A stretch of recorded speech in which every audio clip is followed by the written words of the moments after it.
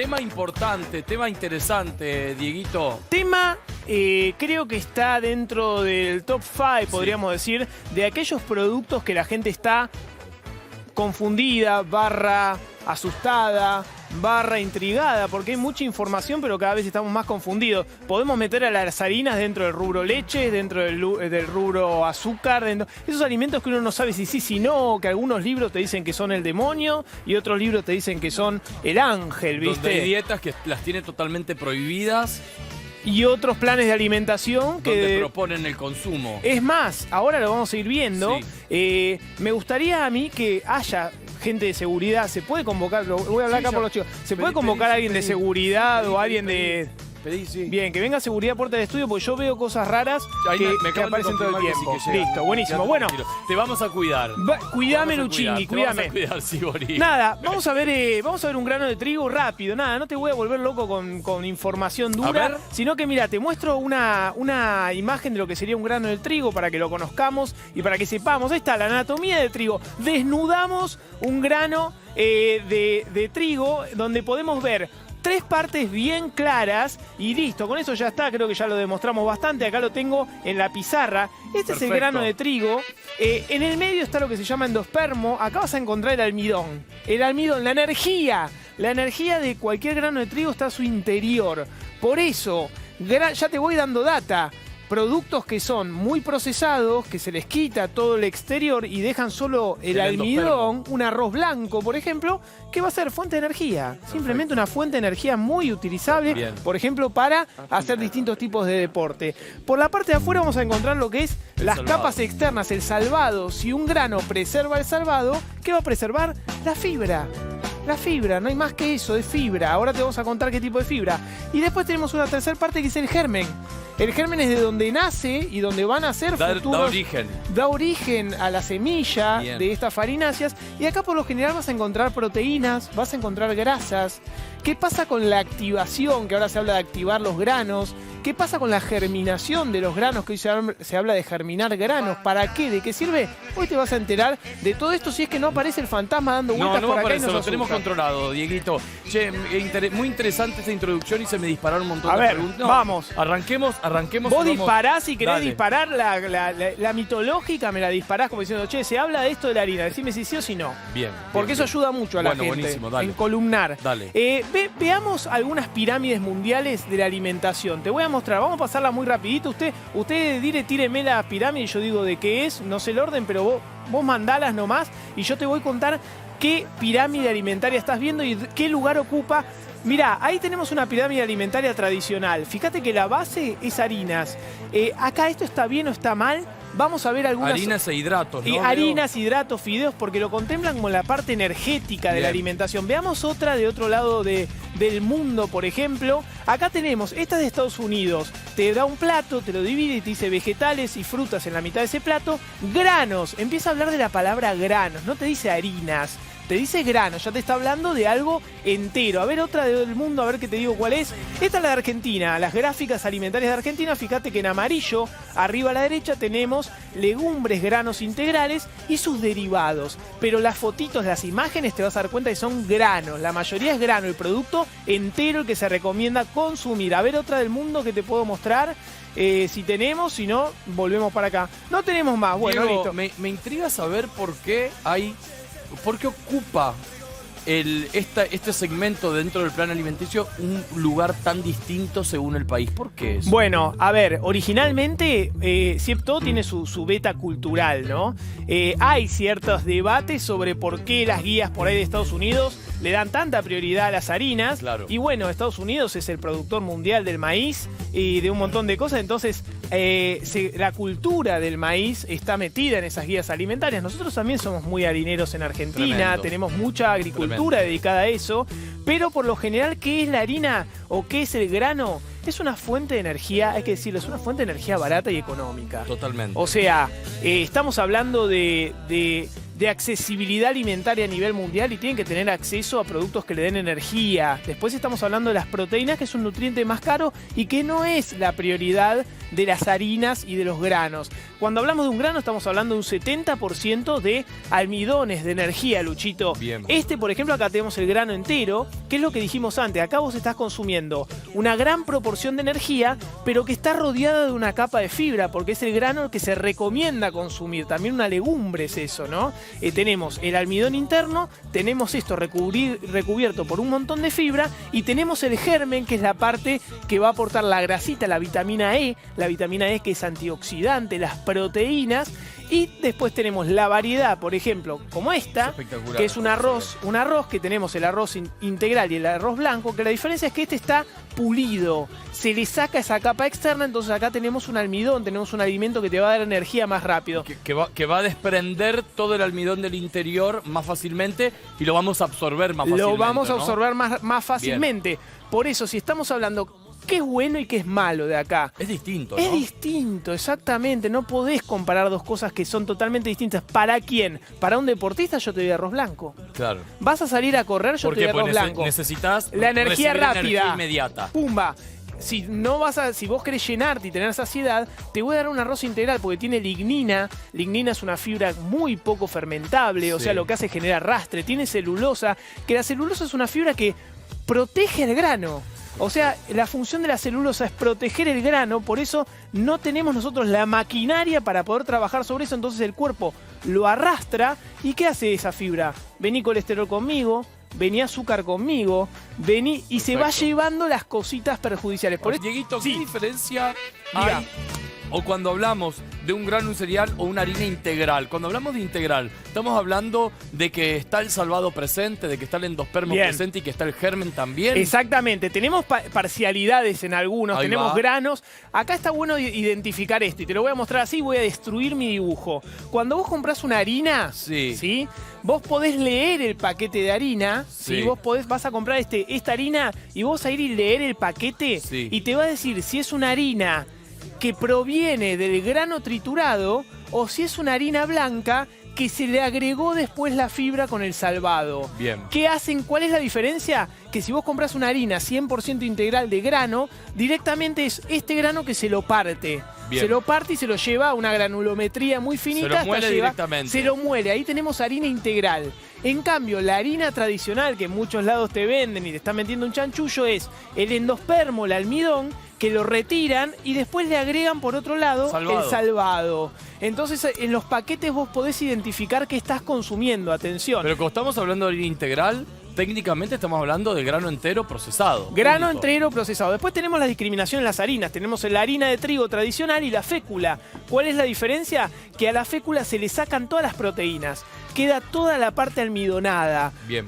Por eso te estoy hablando, si a nivel nutricional vos querés más proteínas, tenés que ir a una harina tradicional y no a una fécula o a un almidón que tiene menos proteínas. Se lo saca todo. ¿Por qué los planes alimenticios o tal vez cuando uno se pone a hacer deporte, el nutricionista te dice o te recomienda, sí, que la tostada de pan sea integral? ¿Eso es mito, es verdad? Esa tostada que comes por día, ¿qué diferencia hay entre comerme una tostada de pan blanco, normal, o un pan que provenga de una harina de la molienda de un grano entero? Muy bien, Luchito, buena pregunta. Acá tenemos dos rebanadas de pan. Sí. Una rebanada de pan es la blanca tradicional, otra rebanada de pan es la integral. Sí. ¿Cuál es la diferencia entre estas dos rebanadas a nivel energético? Ninguna. Ok. 40, entre 40 y 60 calorías, entre 40 y 60 calorías. Solo que acá hay fibra. La diferencia es que acá hay celulosa y lignina, está esa capa externa del salvado que va a hacer que esto que yo desarmo así muy fácil se quede un poquito más tiempo en el estómago. La rebanada tiene un poquito más de fibra, si tiene el germen de trigo va a tener un poquito más de vitamina E, va a tener más proteínas, pero a nivel energético simplemente es lo mismo. ¿Es lo mismo comer una rodaja de pan así fresco o tostado? ¿Cambia algo? Me encanta esa pregunta, Luchín. Bien, ¿cuál es la diferencia?